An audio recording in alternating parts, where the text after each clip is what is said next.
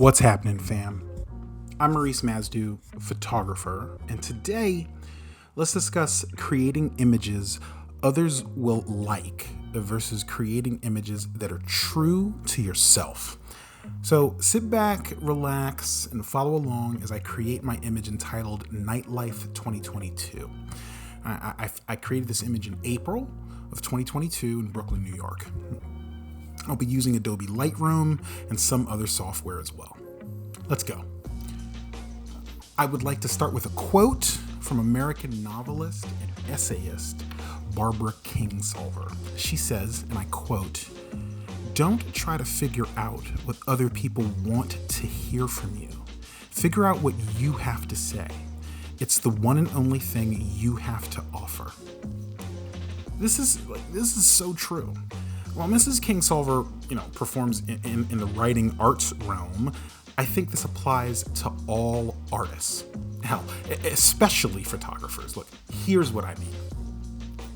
It's interesting. I often think of social media as this dual-edged sword of both personal showcase and some type of recognition. Of course, we artists use these spaces, be it Instagram, Twitter, YouTube, or Flickr, as a distinct place to showcase our work, a virtual gallery, if you will. I've often described my Instagram feed as this virtual notebook. However, there is also, of course, some level of recognition, and dare I say, praise, that everyone seems to be looking for. Whether it's in an actual physical gallery or online. Look at what I made. What do you think? So forth and so on, right? My question to my group of colleagues, to my fellow photographers, is in that decisive moment, while you're out shooting, or while you're out creating whatever your art is, a hip-hop beat, I don't know, a haiku, a portrait in oil and canvas, whatever. How does one combat creating images or artwork that others will like versus creating images that are true to oneself? Now, I'll probably get some backlash for this, and that's okay, but often the black and white Instagram community has a distinct similarity. Perhaps this is a byproduct of the specific medium that we work in. Black and white photography, while it can be extraordinarily expressive, it really is an expressive medium, it can also be very, binary. It is by definition black and white, right? Of course, each artist is posting what they create. They're posting what they saw. They're posting what caught their eye. See, so is their eye, right? The first question I would raise that I would want you to consider is your pressing the shutter affected by what you've seen previously? My good friend, photographer Andy Chapman, recently told me that some derivative of past influence will always affect your work. I mean, I'm paraphrasing here, and I'm sorry, Andy, but he basically said, it can please us when we create similar images to work that we've seen and admired in the past. I mean, I completely agree with this. I think we've all had that feeling. Yeah, but what if we only post those derivative types of images? Where is the you in those types of images? I mean, look, as one sees whatever recognition others get for whatever particular style, be it, more likes, more subscribers, more followers, selling more prints, whatever, I would argue that it's human nature to gravitate toward that in one's personal work, to try and get some similar recognition. I don't know. Is that okay for your work? I don't know. I think that's up to you. That to me is an extremely nuanced and difficult question, and each artist is their own person. I think, in this context, a better question is there a way to avoid this if this is something that you want to avoid? I think there is. Here's my answer. Here's how you do that. First, you have to let go of that which you can't control. Said more precisely, you have to stop caring. Seriously, you just stop caring. Here's what I mean. I really don't care what people think about my work. And I really don't. But don't misunderstand me. I of course care about critique. Critique is important. Critique is that method, that way to force some type of reflection on one's work as an artist. Critique is a means to step away from that, from the extremely personal nature of our artistic work, whatever that work is. Critique is a way with which we really hone in on those problems that could and or should be avoided in the future.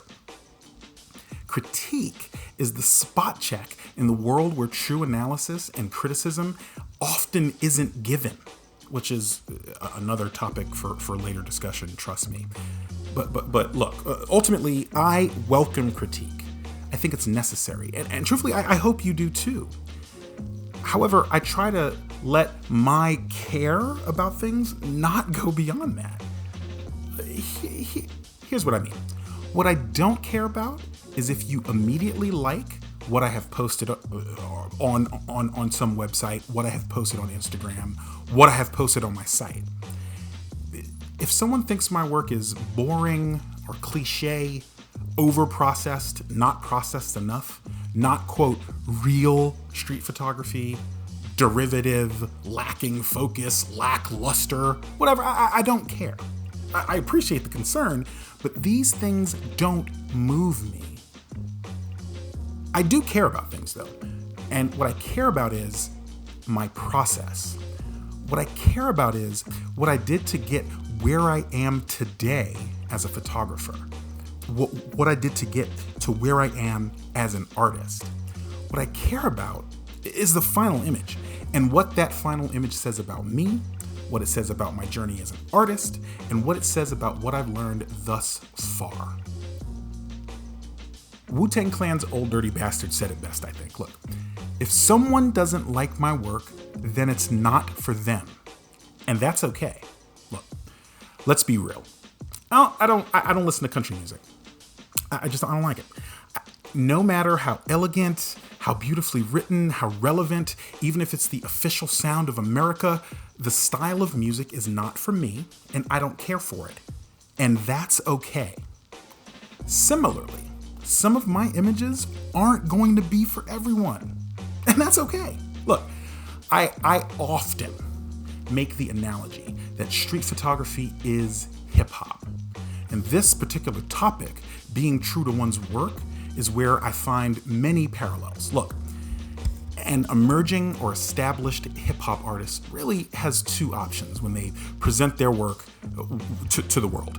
Either they make original work that has a unique sound, or they make work that they know others will like, that they know is going to get streams. Some are able to find a happy medium, and that's awesome.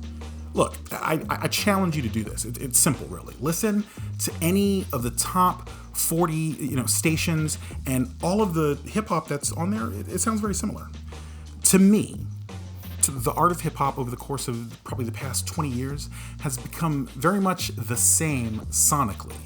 And that was the choice of those artists. That's okay, right? In underground hip-hop circles, they've sold out to move units, to sell as much as possible. My fear is that the same thing can happen in photography, in black and white photography, in street photography. I fear the same thing can occur in art, right? It's easy to get trapped on social media and see what's popular. You may even want to emulate what you see. But I ask, to what end? What's more important, that perpetual popularity or the beauty of the work itself? What's more important, the sense of self-worth or the validation one may find from doing what is popular or the self-satisfaction one gets from finding one's own voice in their work. Personally, my daily push is to present my images, what I think is beautiful, what has drawn my eye. And sometimes I'll have thousands of people comment and talk about my work. Sometimes it's less than 100, but to me that doesn't matter. What does matter is that I'm being true to my eye, I'm being true to my voice, and I'm being true to myself. If someone doesn't see what I see or doesn't understand my work, that's okay. This is my journey and not theirs. So I guess my last question for you is, what's your journey? Let me know in the comments, what's your journey? What do you think?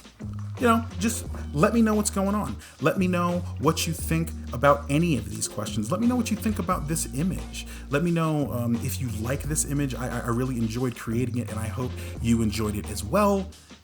Everybody have a great, great week. Later.